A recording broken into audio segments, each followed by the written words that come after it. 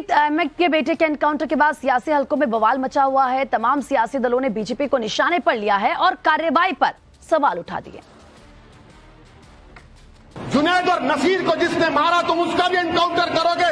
नहीं करोगे तुम। इसलिए नहीं करोगे क्योंकि तुम मजहब के नाम पर एनकाउंटर करते हो।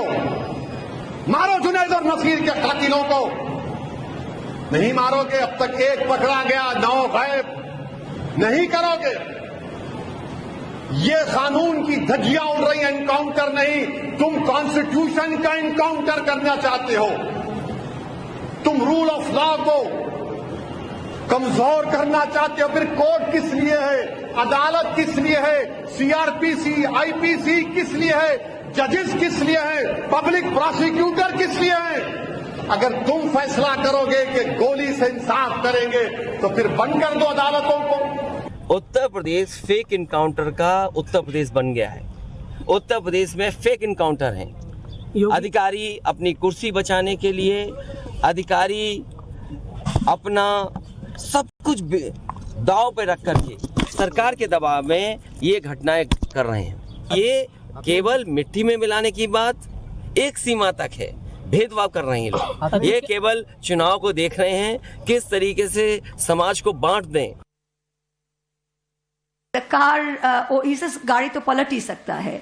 So the other name for Mr. Ajay Bisht was actually Mr. Togdo, because whenever he was chief minister, even when he was MP, he would like to tell his police and his law and order enforcement agencies that Togdo, which means finish them off.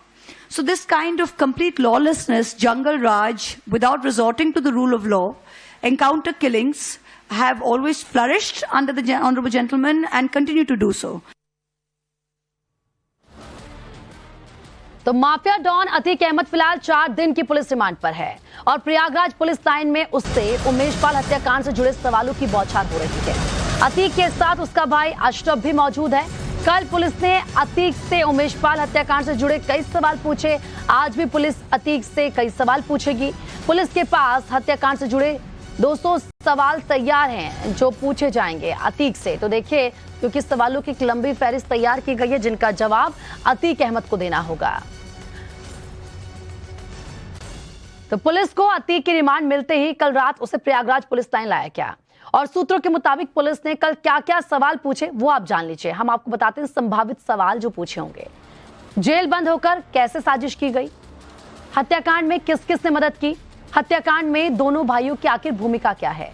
Police के पास ऐसे 200 सवाल हैं जो police की तरफ से तैयार किए गए हैं और उन्हीं सवालों का जवाब पुलिस चाहती है कि किस तरीके से पूरी प्लानिंग की गई, किस तरीके से कॉन्स्पिरेसी की गई, साजिश की गई और कैसे जेल में बंद होकर ये पूरी साजिश रची गई।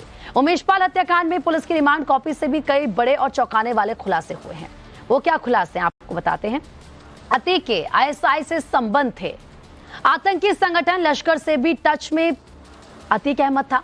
पाकिस्तान से हथियार मंगवाता था। हथियार पंजाब मंगाए जाते थे। जेल में बैठकर हत्याकांड को अंजाम दिया गया।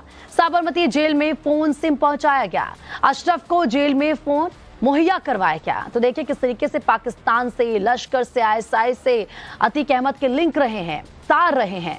योगी राज में माफिया अतीक अहमद के गुनाहों का हिसाब जोर पकड़ रहा है। योगी आदित्यनाथ ने माफिया को मिट्टी में मिलाने की जो बात कही थी उसे कहकर दिखा दिया है। उमेश पाल हत्याकांड में दनादन गोलियां चलाने वाला अतीक अहमद का बेटा असद एनकाउंटर में ढेर हो गया। असद के मारे जाने की खबर सुनकर अतीक की तबियत कोर्टरूम में ही बिगड़ गई। अतीक खूब रोया। उसके बाद वो बोला कि जो कुछ भी हुआ है उसकी वजह से हुआ है, यानी कि उसकी जड़ में अतीक अहमद है। लेकिन इस एनकाउंटर के बाद विपक्ष ने योगी के खिलाफ मोर्चा खोल दिया है। एनकाउंटर को मजहबी रंग तक दे दिया है।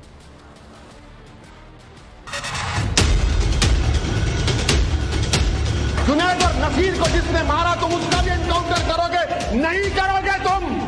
इसलिए नहीं करोगे क्योंकि तुम मजहब के नाम पर एनकाउंटर करते हो।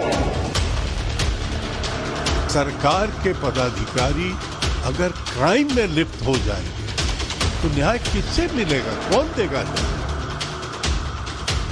उत्तर प्रदेश फेक इनकाउंटर का उत्तर प्रदेश बन गया है। तुम कॉन्स्टिट्यूशन का इनकाउंटर करना चाहते हो। मिट्टी में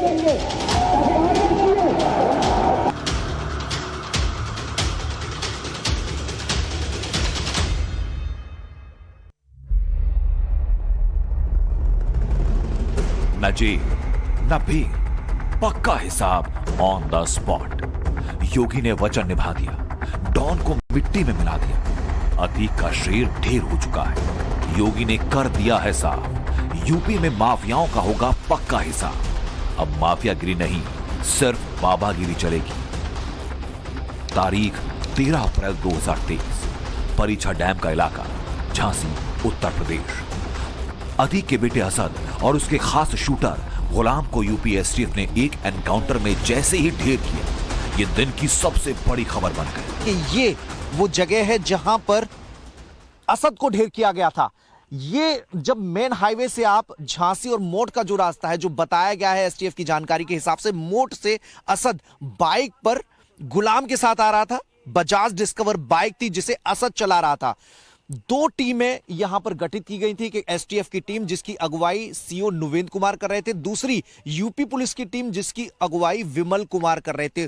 वो दोनों, ये सूचना मिली थी कि उस असद और गुलाम की लोकेशन झांसी में हो सकती है, तो पूरा भ्रमण पर थे। उन्हें जानकारी मिली कि लगभग 12 बजे के आसपास असद मोट से झांसी की तरफ बाइक से होकर गुजरेगा। उस जानकारी के हिसाब से दोनों टीमों ने इस डैम के एक तरफ और दूसरी टीम ने दूसरी तरफ मोर्चा संभाल लिया। असद बाइक पर नजर आया जिसके पीछे गुलाम बैठा हुआ था। बाइक सवार असद ने एसटीएफ और पुलिस की टीम को देखते ही अपनी बाइक इस जो परीक्षा डैम है उसके बगल में जो कच्चा रास्ता गया है वहां पर मोड़ दी और वहां से 1 किलोमीटर दूर आकर बाइक डिसबैलेंस हुई। बजाज डिस्कवर बाइक थी और वो इस गड्ढे में जा गिरी। इसके बाद क्या कुछ हुआ, बेटे की मौत से गमज़दा अतीक कैसे कोर्ट में फूट फूट कर रोया, ये आपको आगे बताएं। लेकिन उससे पहले देखिए कैसे बेटे के एनकाउंटर के बाद भी अतीक की ठसक नहीं।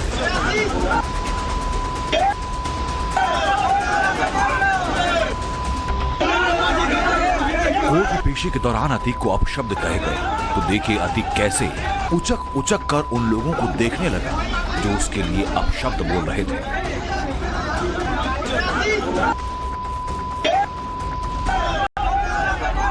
साफ देखा जा सकता है कि अतीक बेबस है, मजबूर है, लेकिन वो अब भी खुद को सबसे बड़ा माफिया समझ रहा है। अशरफ और अतीक विरोध करने वालों को घूर ऐसे रहे मानो इशारों ही इशारों में देख लेने की धमकी दे रहे हैं। ये बताता है कि अतीक की रस्सी जल गई मगर बल नहीं गया। बेटा एनकाउंटर में ढेर हो गया लेकिन रौब नहीं गया।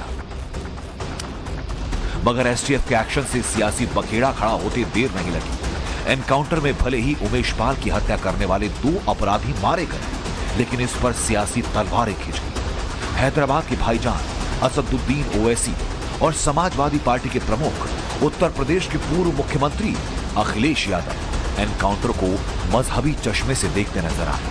सबसे पहले आप सुनिए असदुद्दीन ओवैसी को। तो फिर क्या जुनैद और नसीर के मारने वालों को भी गोली मारोगे? बताओ बीजेपी वालों, जुनैद और नसीर को जिसने मारा तुम उसका भी एनकाउंटर करोगे? नहीं करोगे तुम। इसलिए नहीं करोगे क्योंकि तुम मजहब के नाम पर एनकाउंटर करते हो।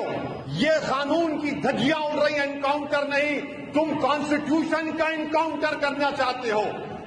अगर तुम फैसला करोगे कि गोली से इंसाफ करेंगे तो फिर बंद कर दो अदालतों को। जजेस क्या काम करेंगे फिर?